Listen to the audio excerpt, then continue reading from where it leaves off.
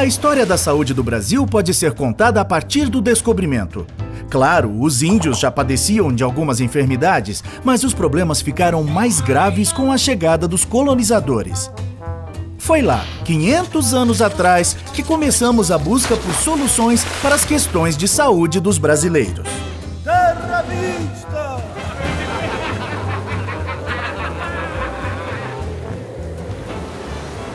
Durante os 389 anos da colônia e do Império, pouco ou quase nada se fez pela saúde no Brasil. Já naquele tempo, o acesso aos tratamentos variava de acordo com a classe social. Os pobres e escravos viviam em condições muito duras e eram os primeiros a cair por terra.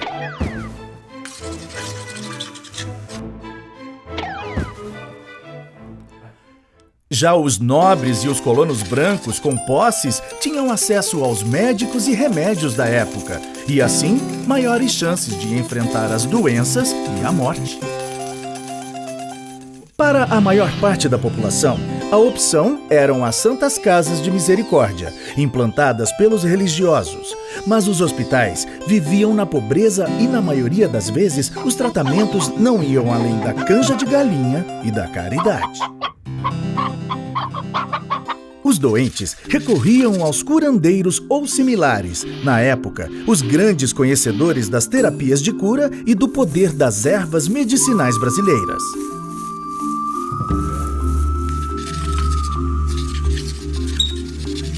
Vou curar vosso ser. Após a independência, Dom Pedro I realizou as primeiras mudanças significativas para melhorar a saúde do povo. Transformou escolas em faculdades, criou órgãos para vistoriar a higiene pública, delimitou funções para os praticantes da medicina, mas as medidas foram pouco eficazes, do tipo para inglês ver.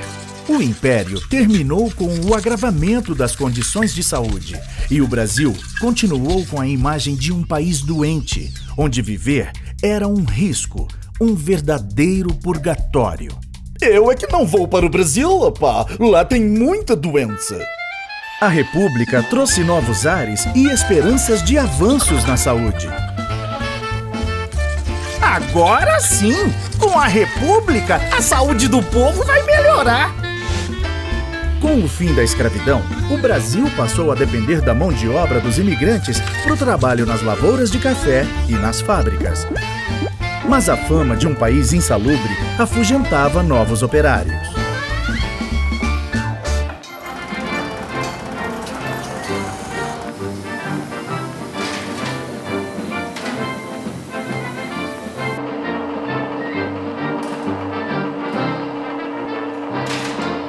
O período de 1900 a 1920 foi marcado por reformas urbanas e sanitárias, principalmente nas grandes cidades, áreas portuárias e no Rio de Janeiro, então capital da República.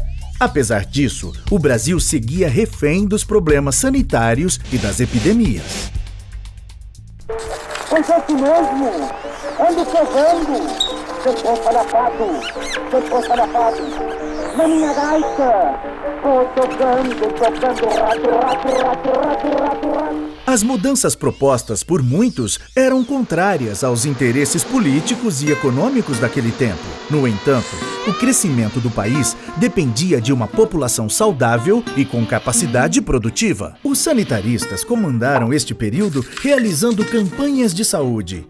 Um dos destaques, o médico Oswaldo Cruz, enfrentou até revoltas populares, mas convenceu o Estado a tornar obrigatória a vacinação contra a varíola.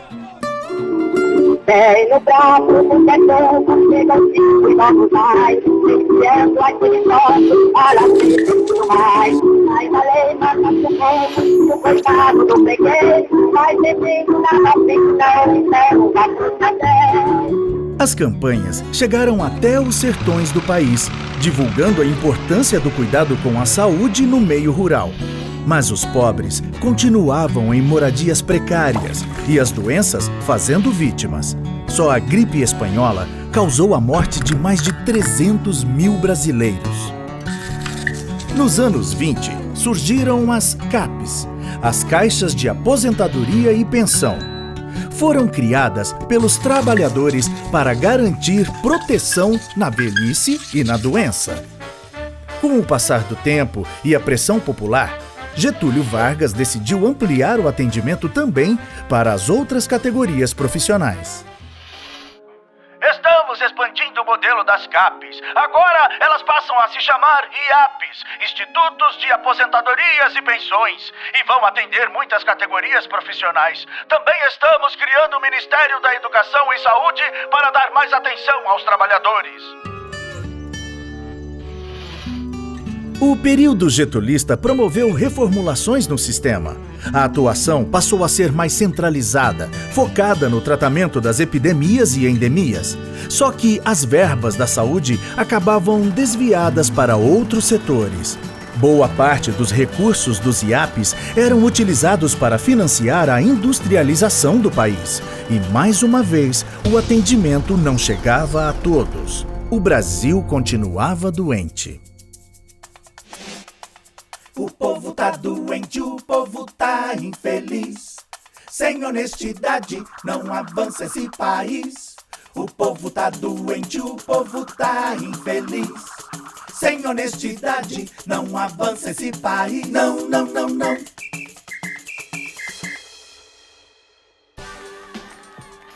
A Constituição de 1934 proporcionou aos trabalhadores novos direitos, como a assistência médica e a licença gestante. Até que em 1943 veio a CLT, Consolidação das Leis do Trabalho, que além dos benefícios à saúde, criou o salário mínimo e outras garantias trabalhistas. Com a Segunda Guerra, o mundo paralisou perplexo diante de Adolf Hitler. Regulären Vollzahlen geschlossen. Seit 5:45 wird jetzt zurückgeschossen. Und von jetzt ab wird Bombe mit Bombe vergolten. No Brasil, o desafio era levar mais saúde ao povo brasileiro. Em 1953, foi criado o Ministério da Saúde, que se ocupava principalmente das políticas de atendimento nas zonas rurais, enquanto que nas cidades, o acesso à saúde era privilégio dos trabalhadores com carteira assinada. Queremos demonstrar ao mundo inteiro, a todos que nos querem dominar, que o Brasil pertence aos brasileiros. O homem vai surgir para trabalhar. Brasil, vamos para as urnas. Povo democrata, gente varonil. Juscelino, Juscelino, Juscelino, para presidente do Brasil.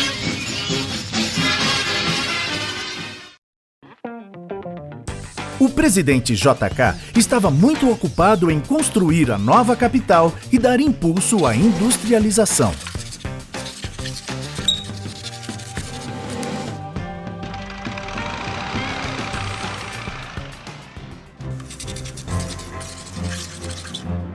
Atenção Brasil!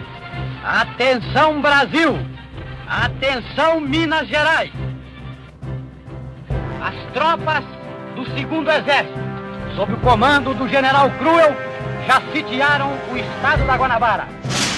Veio a ditadura e os governos militares focaram os investimentos na segurança e no desenvolvimento. Mais uma vez, a saúde sofreu com a redução das verbas. E doenças como a dengue, meningite e malária se intensificaram. Diante das epidemias e do aumento da mortalidade infantil, o governo foi atrás de soluções. Em 1966, nasceu o INPS, com a missão de unificar todos os órgãos previdenciários que vinham funcionando desde 1930 e, claro, melhorar o atendimento médico. A atenção primária cada vez mais era vista como responsabilidade dos municípios e os casos complexos ficavam a cargo dos governos estaduais e federal. Nos anos 70, o FAS, um fundo composto por recursos da loteria esportiva, destinava parte do dinheiro para a saúde. Acho que isso é uma zebra.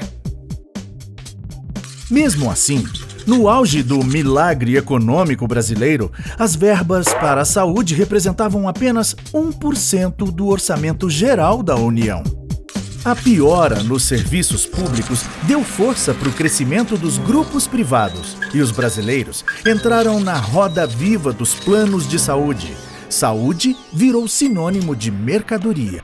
A 8ª Conferência Nacional de Saúde, em 86, ampliou os conceitos de saúde pública no Brasil e propôs mudanças baseadas no direito universal à saúde com melhores condições de vida. A forte presença de organismos internacionais também abriu os olhos da sociedade para o valor de ações de saneamento, medicina preventiva, descentralização dos serviços e participação nas decisões. O relatório produzido durante a 8ª Conferência foi tão importante que serviu de base para a elaboração do capítulo de saúde da Constituição de 88 e para a criação do SUS, Sistema Único de Saúde.